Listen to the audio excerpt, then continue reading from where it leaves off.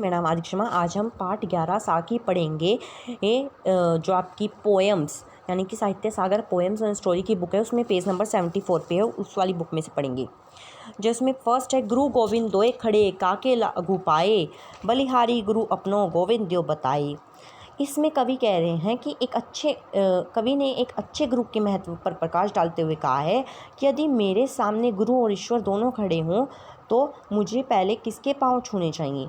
अपने मन में उठे इस प्रश्न का उत्तर स्वयं देते हुए कवि कहते हैं कि मैं पहले गुरु के पांव छूँगा, क्योंकि गुरु ने ही तो मुझे ईश्वर तक पहुंचाने का रास्ता दिखाया है। देन, जब मैं था तब हरि नहीं, अब हरि है मैं नहीं, प्रेम गली अति साकरी तामे दो नए समाई। वो कह रहे हैं कि जब अहंकार था तब भगवान नहीं थे, यानी कि जब मेरे दिल में अहंकार था, घमंड था, तब मेरे पास भगवान नहीं थे, मैं भगवान को ढूंढता फिरता था। लेकिन अब मेरे अंदर अहंकार नहीं है तो मेरे पास ईश्वर है। और वो कह रहे हैं कि हमारा जो दिल हृदय है उसमें दो चीज़ नहीं रह सकती है, उसमें कोई एक चीज़ रह सकती है, या तो अहंकार रह सकता है या फिर ईश्वर ही रह सकते हैं। काकर पाथर जोड़ी के मस्जिद ही बनाए, ताज चढ़ी मुल्ला बाग दे क्या बहरा हुआ खुदाए। वो कह रहे हैं कंकड़ पत्थर जोड़ के तुमने मस्जिद तो बना ली, मुसलमानों को कह रहे हैं वो मस्जिद तो बना ली, लेकिन क्या तुम लोग उस पर मस्जिद पे चढ़ के इतने ज़ोर ज़ोर से बोलते हो, क्या तुम्हारा भगवान जो है वो बहरा हो गया है? भगवान तो हर जगह होते हैं, आप सच्चे मन से उन्हें याद करेंगे तो वो आपकी आवाज़ ज़रूर सुनेंगे। देन, पाहन पूजे हरी मिले मैं पूजू पहाड़ ताते, ये चाकी भली पीस खाए संसार। हिंदू समाज में, अब वो हिंदू समाज की मूर्ति पूजा पर वो कह रहे हैं कि हिंदू समाज में व्यात मूर्ति पूजा जैसी कुरीति को कबीर ने जमकर विरोध किया है। उनका मानना है केवल पत्थर की पूजा करने से ईश्वर को पाना संभव नहीं है। यदि ऐसा होता तो मैं पत्थर क्या पहाड़ ही की पूजा करता, क्योंकि पहाड़ बड़ा होता है पत्थर से।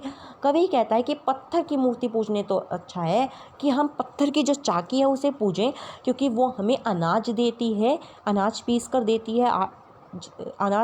देती है जिससे ये पूरे संसार का पेट भरता है, कोई भी भूखा नहीं रहता है। जबकि पत्थर की मूर्ति का कोई लाभ नहीं होता है। सात समंद की मसी करो लेकिन सब बनाए, सब धरती कागज करो हरि गुण लिखा न जाए।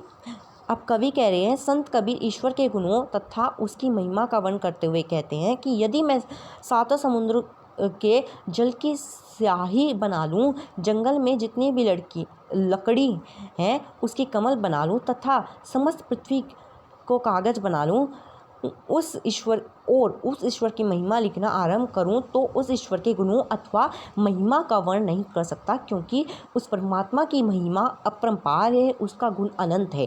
कवि कह रहे हैं कि मैं जो हमारा समुद्र है उस समुद्र का जल है उसे मैं शाही बना लूं, और जो जंगल में जितनी भी लकड़ी है उसकी मैं कमल बना लूं, और पृथ्वी का मैं कागज़ बना लूं, तब भी मैं उस अपने भगवान की महिमा का वो नहीं कर सकता, लिख नहीं सकता, क्योंकि उन्होंने इतना सब कुछ बनाया, वो उनके गुण बहुत सारे अनंत हैं। अब हम इसमें से क्वेश्चन आंसर करेंगे। आप मुझे कुछ क्वेश्चन आंसर बताइएगा, अगली वीडियो में हम उस क्वेश्चन के आंसर देंगे। गुरु गोविंद दोए खड़े काके लागू पाए, बलिहारी गुरु अपनो गोविंद दियो बताए। कवि के सामने क्या दुविधा है और क्यों समझाइए। कवि ने क्या निर्णय लिया है और क्यों। बलिहारी गुरु अपने पंक्ति का आशय स्पष्ट कीजिए। प्रस्तुत साकी का मूल भाव लिखिए। नेक्स्ट वीडियो में हम इनके आंसर्स देखेंगे। तब तक आप मुझे कमेंट में ज़रूर बताइए।